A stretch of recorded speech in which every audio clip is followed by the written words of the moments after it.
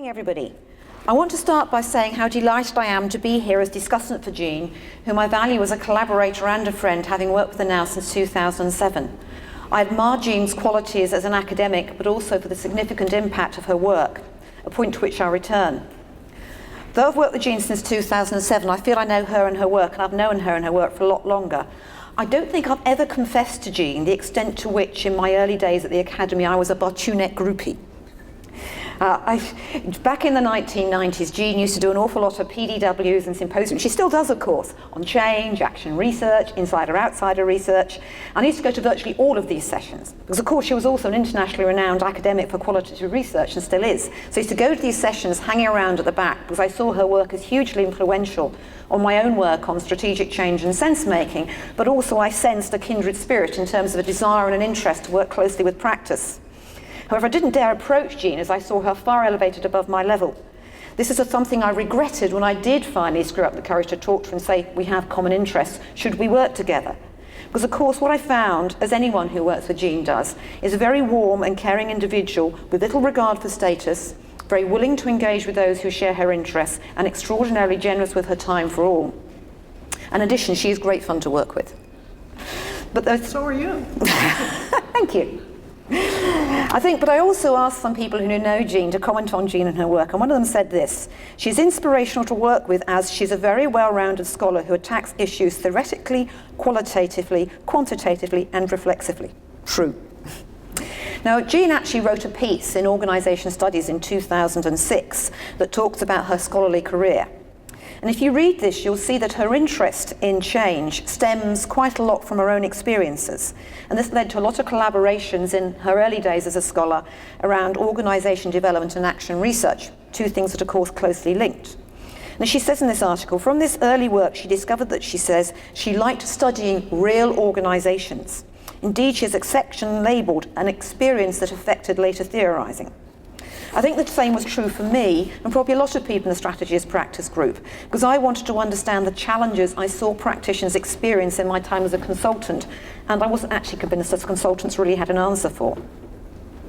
In Jean's case, her experiences led to, included work that underpinned what is probably her most cited piece, well, certainly most cited by me, and that's her ASQ 1984 piece that actually stemmed from a piece of consultancy work she was asked to do within her own order in the Catholic Church on restructuring. Indeed, for me, one of Jean's lasting legacies is not her work on practice and relevance, which is our focus of today, but rather her foundational work on change as a cognitive process, and from her notion of organisational interpretive schemes, which underpins much of the thinking on strategic change, which Jean might term second-order change.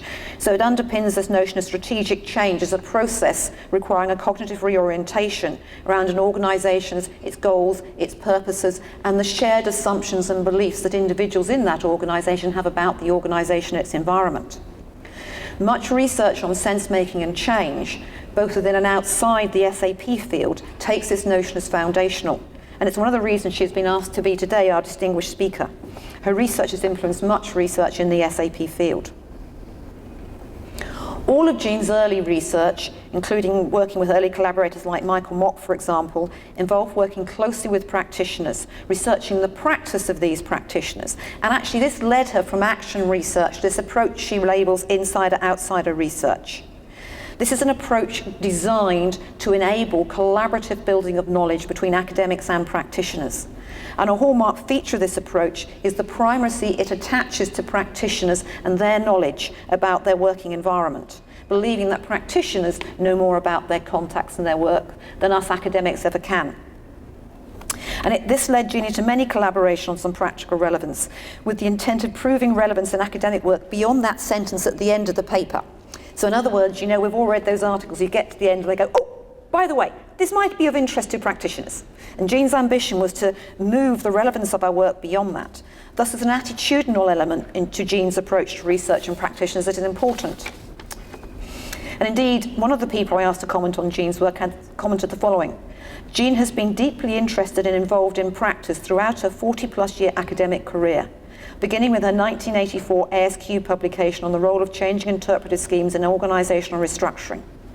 She's also been long involved in fostering relationships of all types, but especially those between practitioners and academics, as witnessed by her insider-outsider research team's research with Merrill Rees Lewis and her invited essay for the 50th anniversary of AMJ entitled Academic Practitioner Collaboration Need Not Require Joint or Relevant Research Toward a Relational Scholarship of Integration. What is important about the insider-outsider approach and Jean's work here is not just the importance it attaches to collaborative working, but also that it never dilutes her focus on academic rigour and theoretically informed writing and contribution. I know this from my work with her. We share a belief in working from data to explore what is interesting and surprising in the context we research. But importantly, not just from our theoretical perspective, but what is interesting and important from that of the practitioners who have granted us access to study them and their worlds. So what of Elizabeth Warren and practical relevance?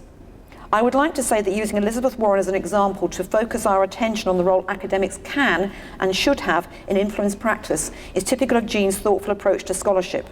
And I use the word scholarship deliberately because of what it means beyond the word research. Jean is more than an academic, she is a scholar.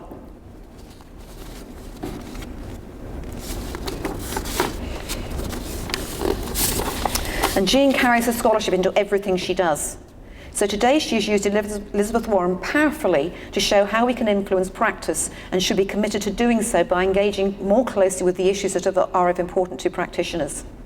She uses Elizabeth Warren, interestingly, not just to illustrate how we should influence practice, but how to illustrate the practices we need to engage in if we wish our research to influence practice. In fact, Jean hones in on framing as a device. Now, framing has, of course, been long recognised as a powerful form of influence in the SAP field and elsewhere. We study it, albeit not always using it in the SMO sense, used by Sarah Kaplan and picked up on here by Jean to combine with more traditional framing mechanisms such as metaphors. But as individuals who study and research the power of framing in the practitioners we study, surely we should be alert, as Jean suggests, to how we can use it ourselves to our own advantage. But what of the other way around? How do we turn practice and a study of it into academic ideas and contributions? Now, I have to confess, I have not, like Jean, developed this to the extent that Jean has with her analysis of how Elizabeth Warren did this. But this is another aspect of shared history for Jean and I, an endeavour in which Jean and I work closely in our recent organisation science piece on strategic change and sense-making. We started with a surprising outcome of practice, namely the fact that a group of very senior managers had implemented change in their organisation and successfully made a difference in their organisation, then, despite being offered good opportunities with that organisation, more or less en masse all chose to leave. Well, why? Was this a simple act of resistance to wider organisational change? It seemed to be more fundamental than this. It also seemed significant. What happens to an organisation when senior managers you are reliant to lead change or decide to leave? So we started with the concept of what happened when even the bus conductors refused to ride, sitting in one of the Boston College restaurants. And we still loved that title, even if at the end we couldn't use it. But adopting a sense-making perspective, we then developed these concepts of relational interpretive contexts.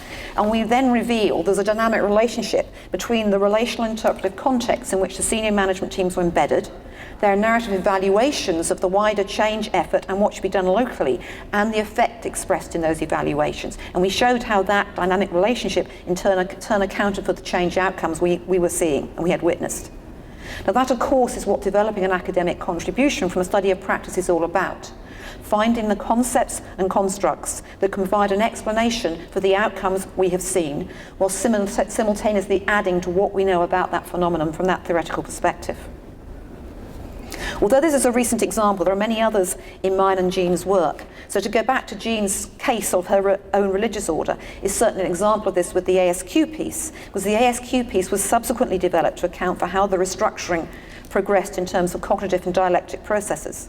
It has also been something of a hallmark of my own research on senior and middle manager sense-making and change. My interest was very much on strategic change and strategic change practice and getting access to study it.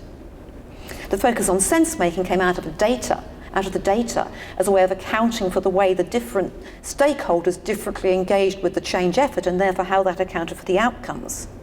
It was also influenced by the recognition that theories such as sense-making could help us as academics, and therefore in turn the practitioners we worked with, see the organisations and strategic change differently and the way where they engage with those organisations differently.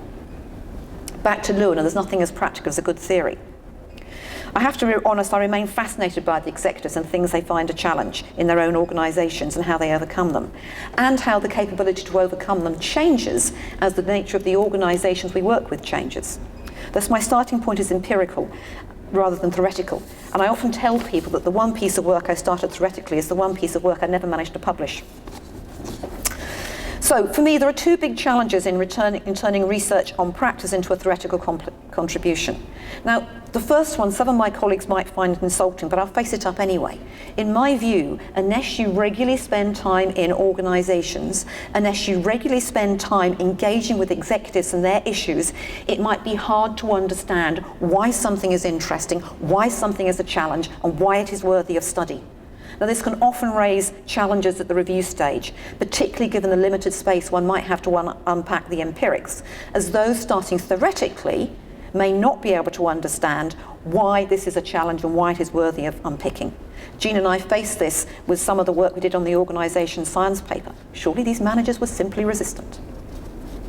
The challenge of why something is interesting and relevant to study is, of course, a big hurdle we have faced in the strategy as practice field. And thus, again, we need to have skills in framing to account for why what we do is important and worthy of publication. Although this is also a challenge we are winning. This is evidenced by the number of articles we now have in top journals. The second challenge, of course, comes back to the framing point. This is finding the right theoretical hook to engage others, and particularly those potentially less interested in empirical problems.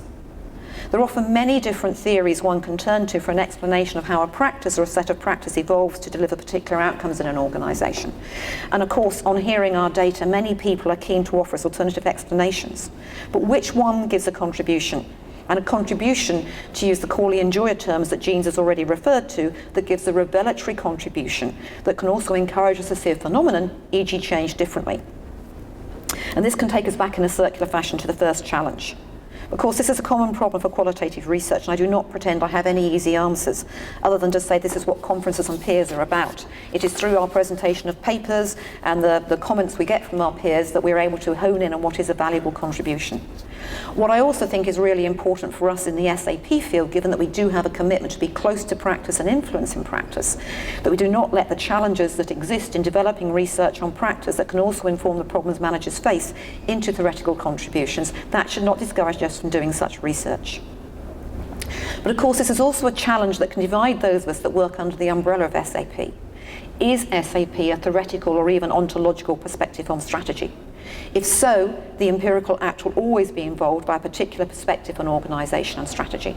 Or is it a more open-ended empirical endeavour, where our concern is with strategic practice and the strategic practitioner, however we define those, with a dual intent to draw on practice-based theories to account for how the everyday practices constitute the wider phenomena of interest, such as an organisation strategy, strategic change, or even the strategic management as a field of practice. Our view on this will influence our practice and the performativity of our scholarship. Before I end, maybe I would challenge Jean on one point. I'm not sure that master's students learn that scholarly literature is irrelevant.